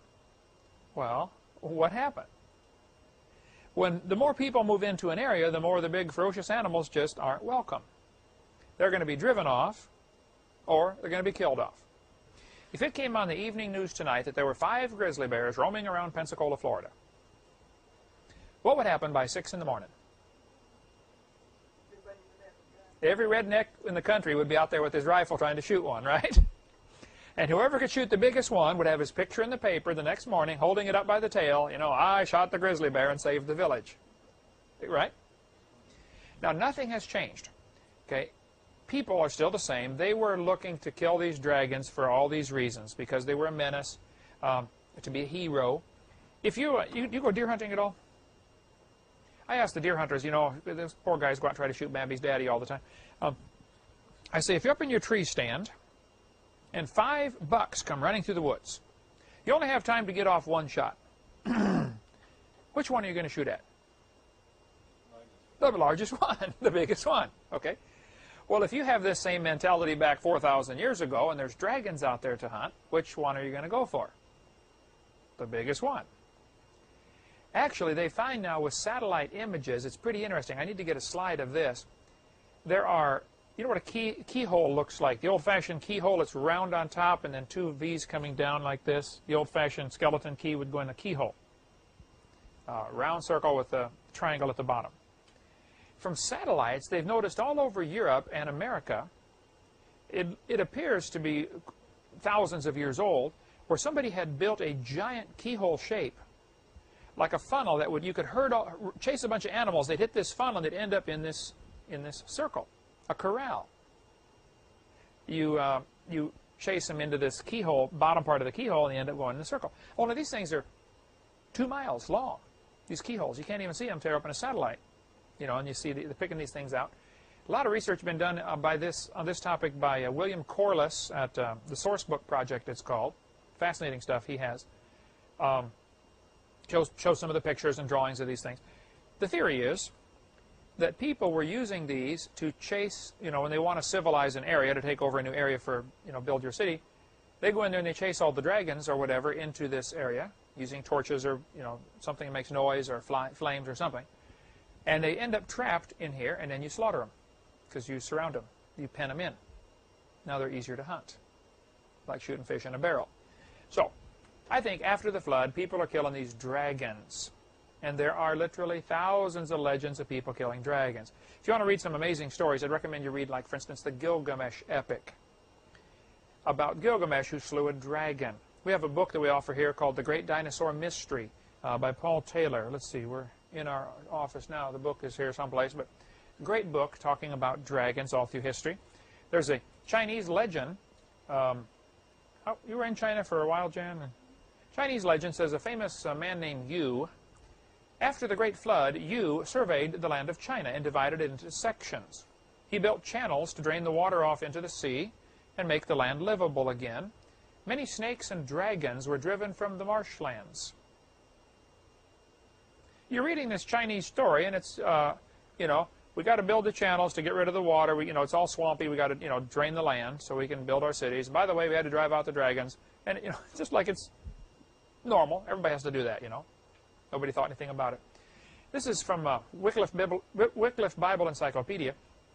This is the god Marduk. Now, the Babylonians had all sorts of gods. One of their gods was Marduk. Here's Marduk shown pictured sitting on top of a fire-breathing dragon. Notice the flame coming out of his mouth. Fire-breathing dragon. Now, there's lots of legends about dragons, but there are also an awful lot of legends about fire-breathing dragons. So where would this fit in? In the book of Isaiah, it talks about a fiery flying serpent. In the book of Job, it talks about, in Job chapter 41, it's got an entire chapter about an animal called Leviathan. And it says, out of his mouth go burning lamps and sparks of fire leap out.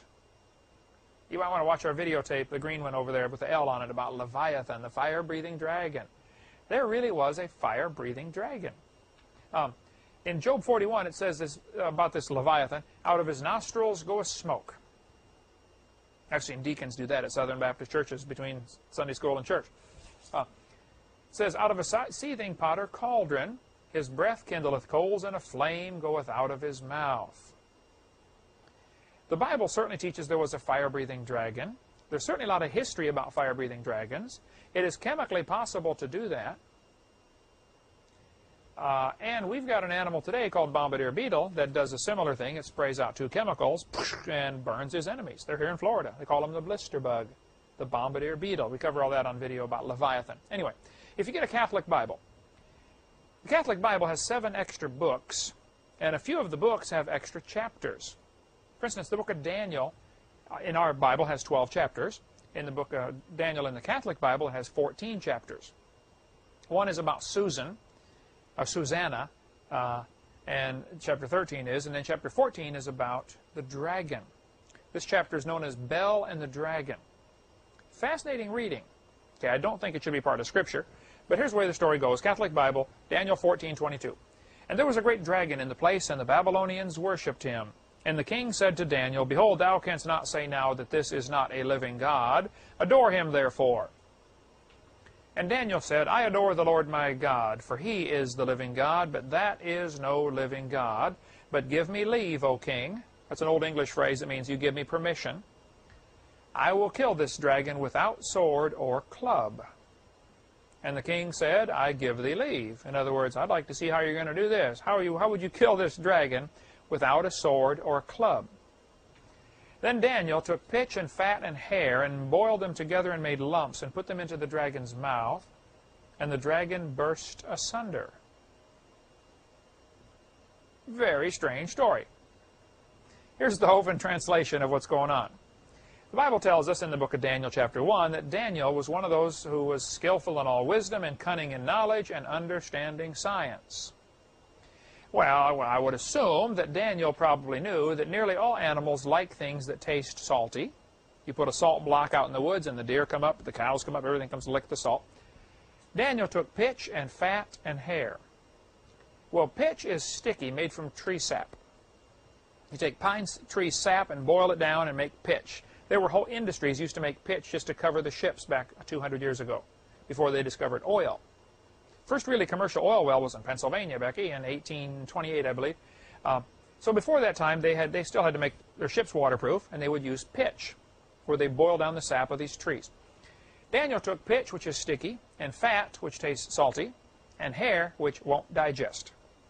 Do you ever see a cat or a dog cough up when they get a hairball? You know, cough up this hairball.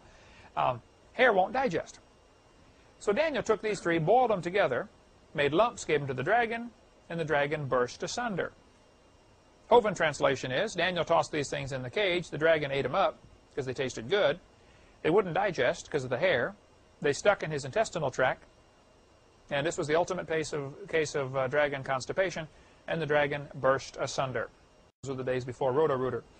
And so it blew him up. What a way to go, huh? But it's just an interesting story in the Catholic Bible about dragon. Yeah, they blow up. You feed them too much, they founder, right? Yeah. Saddam Hussein, Saddam thinks he is Nebuchadnezzar reincarnated.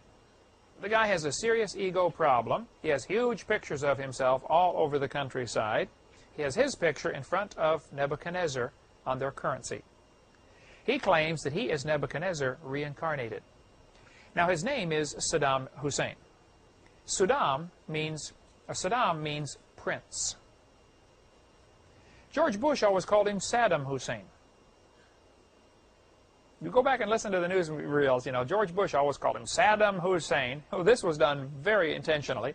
It wasn't that George Bush is stupid and didn't know, how to pronounce his name. The word Saddam is the Arabic word that means horse's rear end. So George Bush was intentionally calling him horse's rear end, Saddam Hussein. Interesting bit of trivia. Anyway, we'll take a break here in a second, but Saddam, in order to fulfill the image that he is Nebuchadnezzar, he has spent a fortune rebuilding the ancient city of Babylon. Babylon was destroyed about 600 BC by the Medes and the Persians, 586 or whenever it was. The Medes and the Persians came in there, destroyed Babylon, okay, wiped it out, burned the city, etc., etc. Took Daniel captive, and the book of Daniel is interesting because Daniel starts off in Israel. He's taken a slave, made a eunuch, takes him over to Babylon. He lives there for a while. Then they fall, and he goes into Media Persia and becomes, one of their high people there. By that time, he's, an old man, like 90 years old, and he still becomes one of the good guys. And that's when they throw him in the lion's den. He's like 90 years. You don't want to be thrown anywhere when you're 90. You certainly don't want to be thrown into a den of lions. I should say den of lions, not lion's den. Because a lion's den can be the place where they live, but nobody's there. A den of lions means they're there, right? He wasn't thrown into the lion's den. He was thrown into the den of lions, which in the Bible is very clear to spell that out in the King James Version. So, Saddam decided to rebuild the ancient city. It was destroyed about 600 BC. They've always known where it was. It was just ruins. The Middle East is full of those ruins, Egypt, about all they can do is point to their glorious past and look at these big, huge buildings we used to have around here. Everything's destroyed now. But it sat desolate, destroyed for quite a while. Saddam decided to rebuild the old city. Well, most of the city walls had been preserved. It's a real sandy, desert area. The wind blew all the sand in and covered them up and preserved them. They're just buried in sand. So they excavated down, found the old walls of the city that were really well preserved. The brick was, and it contained hundreds of pictures of dragons on the sides of the city walls. Now look at this dragon. This one, they took the bricks apart and reassembled it back in Berlin. But however you pronounce the name of that museum. Strange animal. It has scales all over its body. See the scales on its neck and on its tail? On the feet, it has like claws. Now, and a forked tongue. That would indicate a reptile. And a horn on his head. All over these walls, and they've rebuilt the walls. In other words, they've rebuilt a whole section in a museum in Berlin. They have these pictures of dragons and lions. Apparently, in 600 BC, they really did have a dragon in captivity in Babylon. In the Catholic Bible chapter about this, may be, based on historical fact that there were dragons still alive in 600 BC. Now, this had been 1,800 years since the flood. So probably the majority were dead, and it was a rare thing to have a dragon. Certainly be a rare thing to have a dragon in your castle. And, of course, Nebuchadnezzar and all of his superstition thought this was some kind of god because it obviously was a big, ferocious beast, and everybody should worship it. Of course, he built a big gold statue and said everybody should worship that, and he had a hard time worshiping stuff that he shouldn't have worshipped. So here we have an interesting story about dragons from 600 BC. Dinosaurs, I think, lived after the flood, becoming more rare, becoming smaller, less numerous, more rare, driven out of certain areas totally. Extinct. Some species probably went extinct. By 300 BC, they were very rare. Alexander the Great, though, reported dragons when he conquered part of India. We'll take a little break. When we come back, we'll talk more about dragons that are mentioned through history, and then eventually lead up into dinosaurs that are still alive today, and dinosaurs that are mentioned in the Bible. We'll cover all that after the break. Okay, let's go through a few more reports from ancient history, 2,000 years ago or so, about dragons. Alexander the Great conquered part of India. As he was conquering the parts of these cities over there in this region, the people begged him not to kill the dragons that were sacred to them. And he said, what dragons? They said, oh, outside the city in the caves, there are dragons, and we take sacrifices out to them. Alexander reported that, he said, I told him I wouldn't kill them, but I would like to see them. When he went out to see the dragons stuck their heads out and hissed at his soldiers. and scared them half to death. That's in, I don't know if it's in his diary or what, the records of Alexander the Great. This Roman mosaic, made out of small pieces of tile, you know, stuck together, was made about the 2nd century after Christ. It shows 2 long-necked dragons fighting. Or necking. Can't tell what's happening for sure. Man, that would be necking, wouldn't it? Anyway, how on earth would the Romans know about dragons in the 2nd century after Christ? Now here you got these modern scholars saying, you know, nobody's ever seen a dinosaur because they lived millions of years ago. Well, how did they depict them on their pottery then? St. George is famous for slaying a dragon in 275 AD. He was later martyred for his faith. He's the patron saint of England and Portugal. St. George and the dragon. This would have been in the first couple centuries after Christ. If you ever tried to read the old Beowulf story, I've got the story in my library there. Old English Beowulf is extremely difficult to read. I mean, you can only understand a few of the words, okay? Because English has changed so much since 583 AD. But the Beowulf story is interesting. I've read it several times.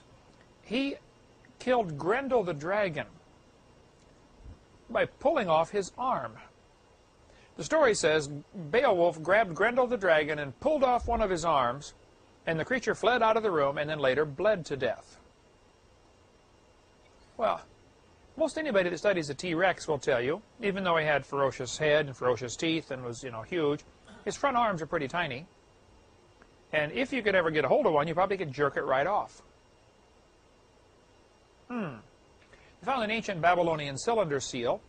This is from the book by Bill Cooper, After the Flood, a tremendous book. He traces the history of what happened to Noah's 3 sons, Shem, Ham, and Japheth. Where did their kids go? You know? And has found some amazing records, done great research. Now, Bill Cooper is a very sick man. He lives in England, but he's, I believe, dying of cancer. Last report I got. But this picture is from his book about a Babylonian cylinder seal. Would have been about 600 BC. Again, it shows a man pulling the arm off of a dragon. What a way to fight a dragon. Grab his arms. Pictures from all over the world, ancient legends, ancient pottery, shows dinosaurs on it. Here's from the book The Ancient Near East in Pictures. Shows a picture of 2 long-necked animals. I would say a dinosaur they're trying to depict here without much question. This another piece of ancient pottery shows 2 long-necked dragons and they're holding a sheep. Now, if dinosaurs lived millions of years ago, like the textbook says, how did these people know to depict them on their pottery? Here's a hippo tusk made of ivory that was carved to be a magic wand or whatever for an Egyptian grave, found from a 12th century BC tomb. 1,200 years before Christ, it's even before King Solomon, shows an animal with a long neck and a long tail. Now, giraffe has a long neck, does not have a long tail. The only animal I know that has a long neck and a long tail is a dinosaur. There are stories and legends from countries all over the world. Every place I travel, I see stuff like this, so I grab my camera and get a picture, you know. Thai seafood restaurant showing the head of a dragon on their boat. Now, why would they build boats with dragon heads on them? There's a Russian medallion showing a man slaying a dragon. A Bulgarian postage stamp has a guy slaying a dragon. Irish writer in 900 AD reported that somebody killed a dragon with iron nails on its tail. Probably the Stegosaurus, although several dinosaurs had these big spikes on their tail. There are several websites about dragons. None of them that I'm aware of. Didn't read through all of them, but they're all secular. They're not at all Christian that I could see. But they do keep interesting articles about dragon stories from ancient literature. So if you want to get into the study of dragons, it's really pretty interesting to see all about the dragons. The Viking ships had these dragon heads on them. If you study Scandinavian literature, you can see the dragon head on this one. Ancient Scandinavian literature has an awful lot of stories about the kraken or the giant dragons of the sea. Well, you figure that the Vikings are the guys that are going around the ocean in their boats, you know, conquering villages. Where's the hardest place to exterminate an animal totally? In the water, yeah. Especially the ocean. On land, you could eventually corner it. figure out some way to get it, but on the ocean you'd have a tough time. And so there are this is from 1000 AD. Here we have evidence of dragons living with man just 1,000 years ago. In the book called The Unexplained, there's information about this. There's also an account of a dragon called Nithhagar that the Vikings was killed in the book After the Flood by Bill Cooper. According to the Norse legend, Siegfried slew the dragon Fafnir. The dragon had made its home in a cave, and somebody else had buried a treasure in that cave. I'm sure the dragon didn't know that and didn't care, but people wanted the treasure, of course, so you got to kill the dragon to get to it. There are several different stories about how Siegfried slew the dragon. Of course, legends get twisted with time. One story says he dug a pit because they knew the only soft part of the dragon was his belly. So he dug a pit and laid in this pit until the dragon went over him, and then he jabbed his sword up into the dragon's belly. That's one story. Another one is he just charged up there and just stabbed it in the heart. Who knows how it really happened. But Carl Schuker is a scientist in England, has a great book called Dragons, A Natural History. I've got it in my library. Just story after story of people slaying dragons down through history. Marco Polo reported in his memoirs, when he came back from China, he said, the emperor in China raises dragons to pull chariots in his parades. Ceremonial dragons. Well, all you have to do is go to any Chinese restaurant, and you'll see dragons all over the place. It's just a part of their culture. Over in China, you probably saw them all over, didn't you? Well, they have a different connotation than they do in the West. You see, they represent the king. They're very positive. In the West, they're bad. In China, the dragon represents the king, and it's very good. Interesting. Well, why on earth would Marco Polo come back and say the emperor is raising dragons to pull chariots in his parades? I think it's probably because the emperor was raising dragons to pull chariots in his parades. Marco Polo was an extremely famous man. Well, he wouldn't want to do something dumb and jeopardize his reputation, I don't think, anyway. A city in France was renamed Nurlug in honor of the man who slew the dragon in the city. I think if we actually could get an unperverted view of history, we would see there's an awful lot of legends that are based on some kind of real story. If you go to the Grand Canyon, you will find carvings on the walls of the Grand Canyon. The Indians did this all over. They call them pictograph, including a picture of a dinosaur. If you look at dinosaurs, many of them had the upright posture, we call that. They walk on two legs, and the front two legs, we assume, were, held up off the ground, similar to an ostrich, I guess, upright posture. Though there are some animals like frogs that walk on four legs. The front two are real tiny, the back two are really big.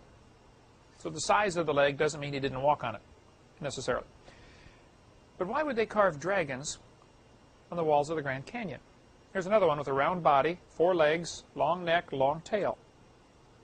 Dr. Delancey was a dentist in Pennsylvania who took these pictures. His wife, Margaret Delancey, his widow, she lives in Percy, Pennsylvania. Right? I've preached up in that city 4 or 5 times, right near there, Sellersville, and just north of Philadelphia. That's south. You're from Allentown, though, right? Up south of Scranton. Yeah. He's the one who took these pictures, and she let me use these. In the Aboriginal caves in Australia, there are many legends of dragons from caves in Australia.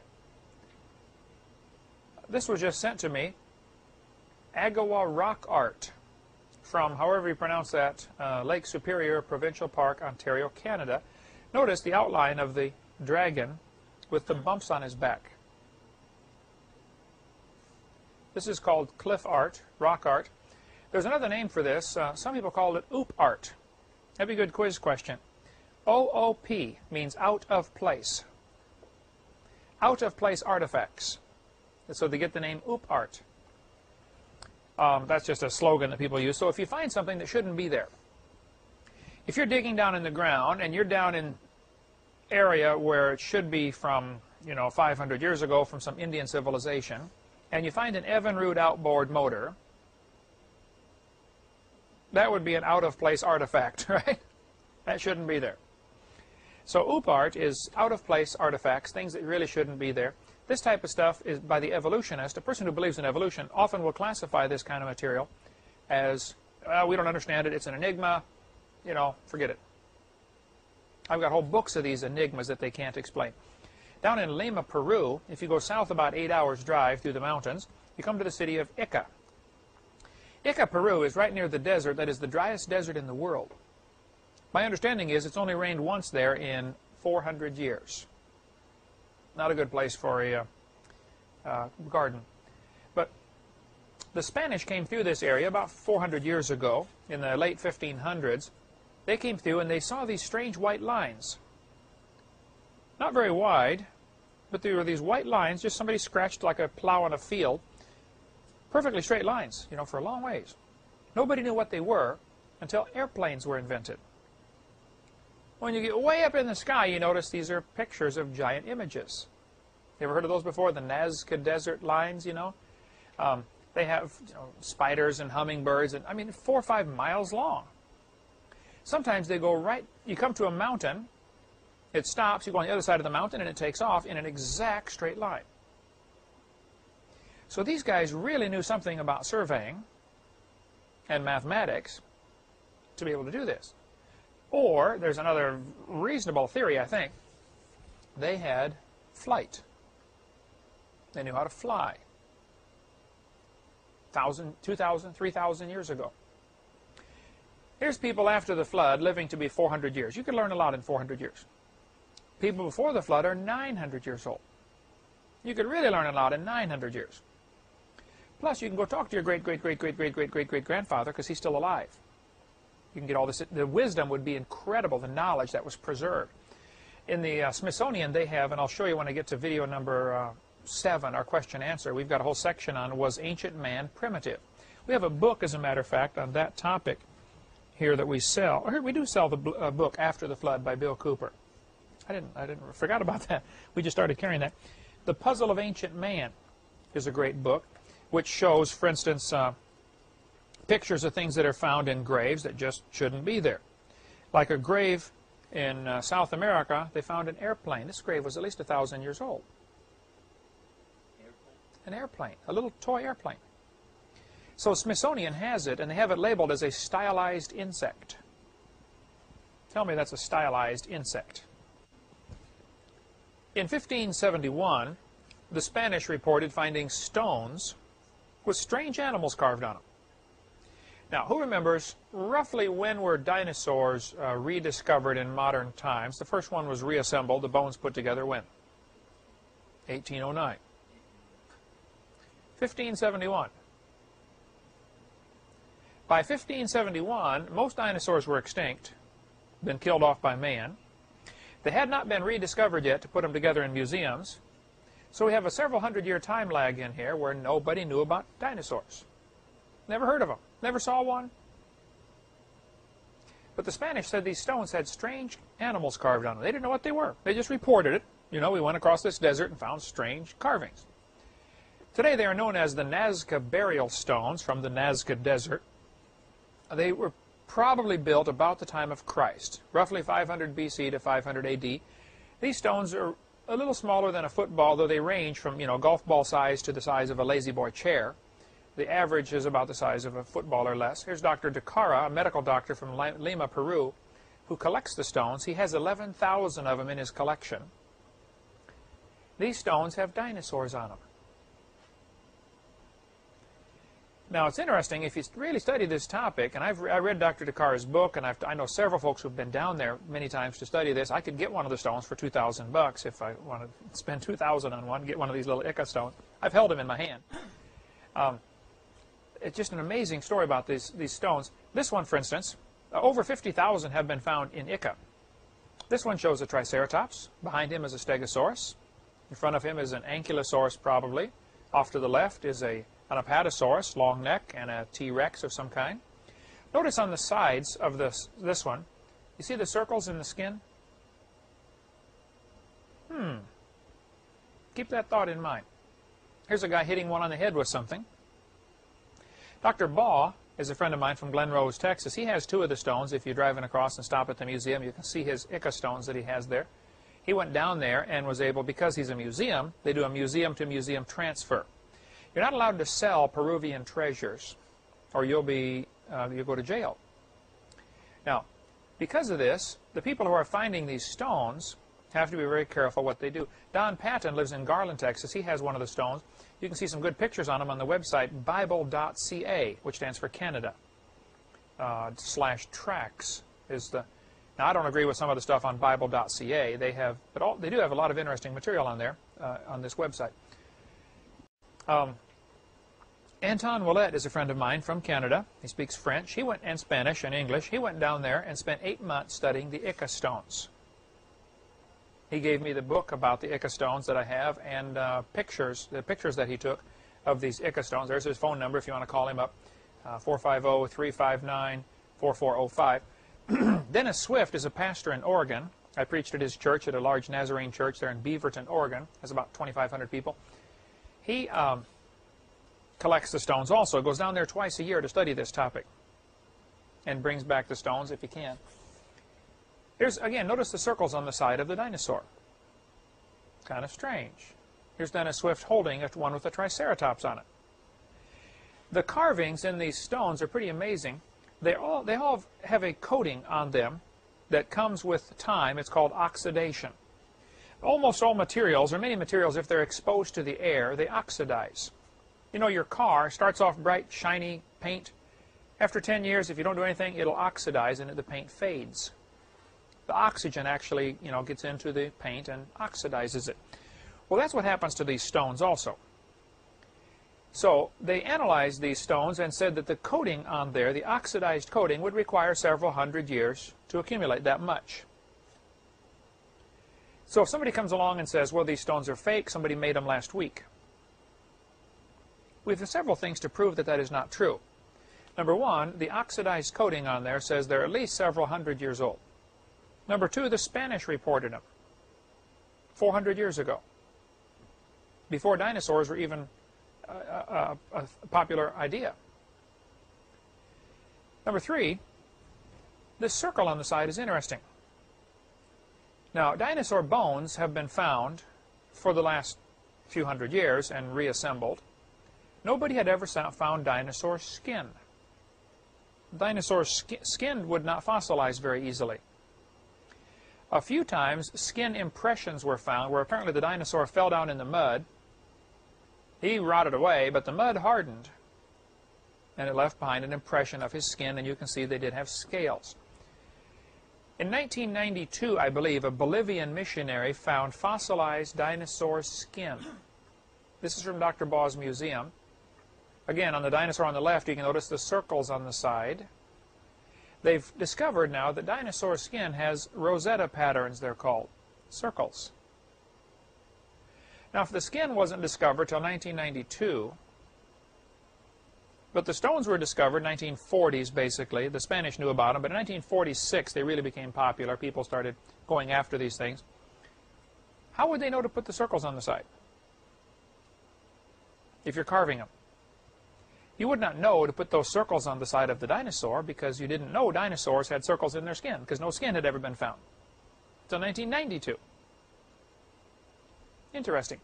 Now, because it is illegal to sell Peruvian treasure, they sent, because of this, all the information about these stones, somebody, I think it was NOVA or some science program, sent somebody down there to Peru to investigate.